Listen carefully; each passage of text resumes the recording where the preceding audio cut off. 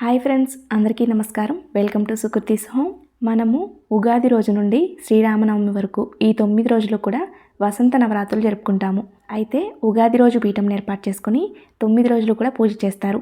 మొదటి రోజు పీఠం ఏర్పాటు చేసుకుని ఏ విధంగా పూజ చేసుకోవాలి అనేది మన ఛానల్లో షేర్ చేశాను. అయితే చివరి రోజు అంటే 9వ రోజు పూజను ఏ విధంగా చేసుకోవాలి అనేది ఈ వీడియోలో తెలుపబోతున్నాను. మనం అష్టమి రోజు పూజ చేసుకుని ఉంటాం కదా, ఆ పూజకు సంబంధించిన పువ్వులు తీసి అలానే దీపారాధన చేసుకున్న కుందులు అవన్నీ కూడా తీసుకొని శుద్ధి చేసుకోవాలి. శుభ్రంగా కడిగి తీసుకోవాలి. అయితే ఈ ఉద్యాపన పూజ అనేది శ్రీరామనవమి రోజు చేసుకుంటాము. నార్మల్గా అయితే శ్రీరామనవమి రోజు కుదరని వాళ్ళు మరుసటి రోజు అంటే 10వ రోజు చేసుకోవచ్చు. అంటే రేపు బుధవారం శ్రీరామనవమి కాబట్టి ఒకవేళ వీలుంటే రేపే ఉద్యాపన చెప్పవచ్చు, లేదా 10వ రోజు గురువారం రోజున ఉద్యాపన చెప్పవచ్చు. నవరాత్రులు పూజ చేసేటప్పుడు ప్రతిరోజు పూజ ఎలా చేస్తామో ముందు రోజు పెట్టిన పువ్వులు అన్నిటినీ తీసేసి ఓ పక్కన పెట్టుకొని ప్రతిరోజు కూడా అలా పెట్టుకున్న పువ్వులన్నీ పారే నీటిలో కలపాలి. అలానే కామాక్షి దీపాన్ని ప్రతిరోజు కూడా కడగకూడదు. ఒక్క గురువారం రోజు మాత్రమే కామాక్షి దీపాన్ని తీసి తోముకుంటే మంచిది. ముందుగా మనం దీపారాధన కుందులు పువ్వులు అన్నీ తీసిన తర్వాత ఒకసారి చేత్తో ఇలా దగ్గరికి అనుకోవాలి. పీఠం శుభ్రం చేస్తున్నట్టుగా భావించాలి. పీఠం మీద దీపారాధన కుందుల దగ్గర సమర్పించిన అక్షింతలు ఉంటాయి కదా, వాటన్నిటినీ చక్కగా చేత్తో దగ్గరకు అనుకొని పారే నీటిలో కలపడానికి పువ్వులతో పాటు వేసేయాలి. పూజకి అన్నీ సిద్ధం చేసుకొని పూజ ప్రారంభించాలి.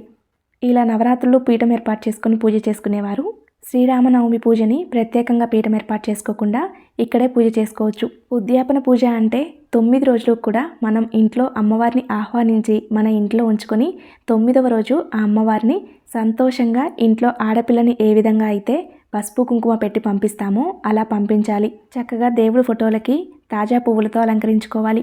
మనం పీఠం మీద ఏ దేవుడి ఫోటోలని విగ్రహాలని ఏర్పాటు చేసుకున్నామో అన్నిటికీ కూడా పువ్వులతో అలంకరించుకోవాలి. అలానే రాగి చెంబులో కూడా ప్రతిరోజు పువ్వు మార్చుకుంటూ ఉండాలి.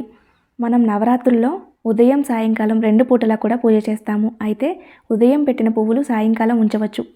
మరుసటి రోజు మాత్రం ముందు రోజు పూలు ఉంచకూడదు. ప్రతిరోజు ఒక్క పువ్వులు తప్ప పీట మీద ఏమీ కదపకూడదు. ముందుగా గణపతిని, శ్రీ లలిత అమ్మవారిని, శ్రీరామచంద్రమూర్తిని తలుచుకుంటూ దీపారాధన చేయాలి. దీపాలకు కుంకుమ అలంకరించి అక్షింతలు పుష్పము సమర్పించాలి. ప్రతిరోజు పూజ ఎలా చేసుకుంటామో అలా పూజ మొత్తం చేసుకోవాలి. ఆ రోజున రామనవమి కూడా ఉంటుంది కాబట్టి విశేషంగా రాముల వారిని కూడా పూజించాలి.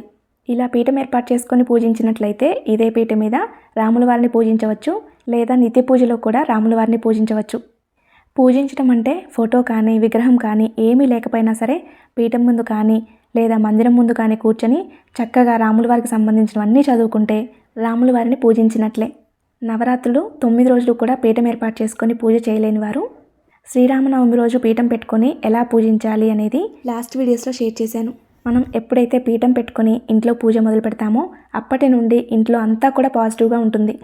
నవరాత్రి పూజ చేసేవారు ఎటువంటి చెడు ఆలోచనలకు కానీ చెడు మాటలు కానీ వెళ్ళకూడదు. ఎవరిని తప్పు పట్టడం, ఎవరితోనూ గొడవ పెట్టుకోవడం చేయకూడదు. అలా ఉండడం వలన ఇంట్లో అంతా ప్రశాంతంగా ఉంటుంది. 9 రోజులు కూడా అమ్మవారు మన ఇంట్లో ఉంటారు. మన ఇంట్లో అమ్మవారు ఉన్నారు అంటే మనం చాలా నిష్ట నియమాలతో చెడు ప్రవర్తన కానీ చెడు మాటలు కానీ ఆ అమ్మవారి దరిదాపుల్లో కూడా రాకుండా చూసుకోవాలి. అప్పుడే ఆ అమ్మవారు మన ఇంట్లో సంతోషంతో తిష్ట వేసుకొని కూర్చుంటుంది. ఆ అమ్మవారు మన ఇంట్లో ఉన్నారు అంటే ఆ అమ్మవారి యొక్క కనుచూపు మన మీద పడింది అంటే మనకి జీవితంలో ఎటువంటి లోటు ఉండదు. అందుకే ఎంతో సంతోషంతో ఈ నవరాత్రులు చేసి అమ్మవారి అనుగ్రహం పొందాలి. అమ్మవారికి ప్రతిరోజు కూడా పసుపుతో శ్రీదేవి ఖడ్గమాల, కుంకుమతో లలిత సహస్రనామాలు కానీ లలితాదేవి అష్టోత్తరాలు కానీ చదువుకోవాలి. అయితే ప్రతిరోజు అలా పసుపు కుంకుమతో పూజ చేయటం వలన పసుపు కుంకుమ ఎక్కువగా ఉంటుంది. ఆ పసుపు కుంకుమని 9వ రోజు మనం తీసిన తర్వాత మనం నుదుట ధరించడానికి అలానే మంగళసూత్రాలకి ఎంతైతే కావాలో అంత పక్కన పెట్టుకొని మిగతాది జల్దిలో కలపాలి. అంటే పారే నీటిలో కలపాలి.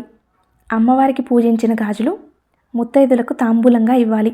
ఒకవేళ చిట్టి గాజులతో పూజ చేసుకున్నట్లయితే ఆ గాజుల్ని శుభ్రపరచుకొని మళ్ళీ పూజకి ఉపయోగించుకోవచ్చు. 9వ రోజు ఇలా పూజ చేసుకున్న తర్వాత దీపారాధన కొండెక్కిన తర్వాత పీఠంని కదపాలి.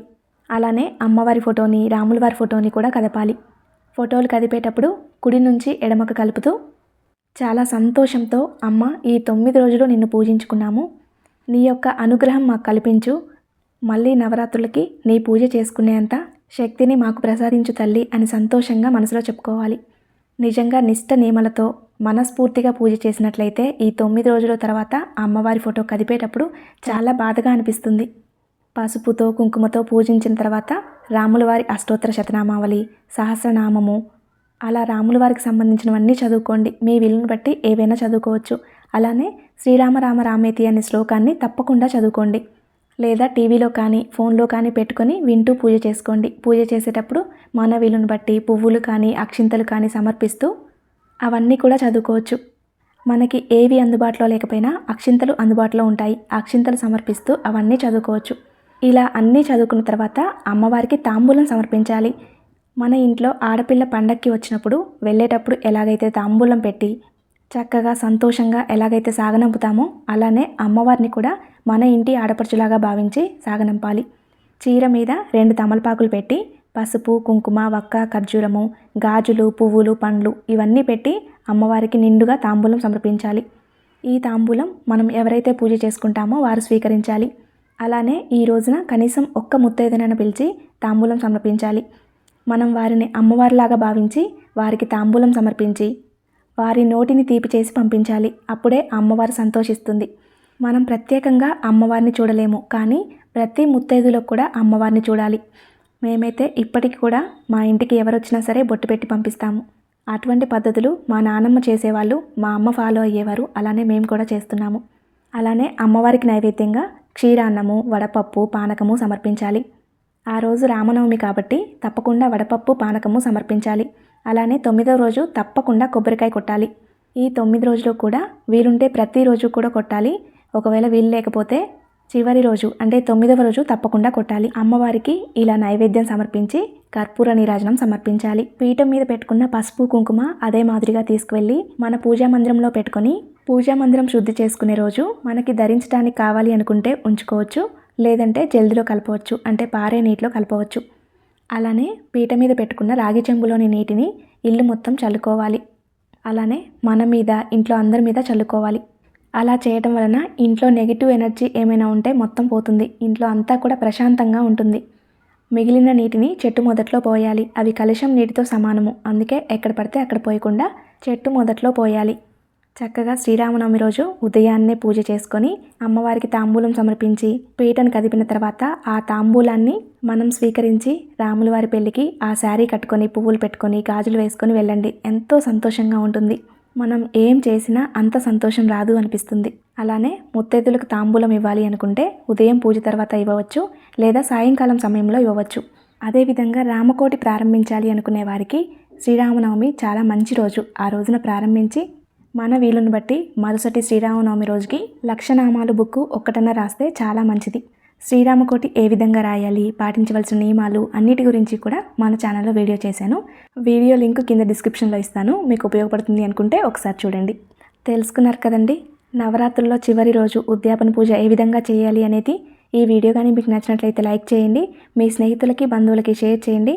మరిన్ని వీడియోస్ కోసం మన ఛానల్ సబ్స్క్రైబ్ చేసుకోండి. ధన్యవాదములు.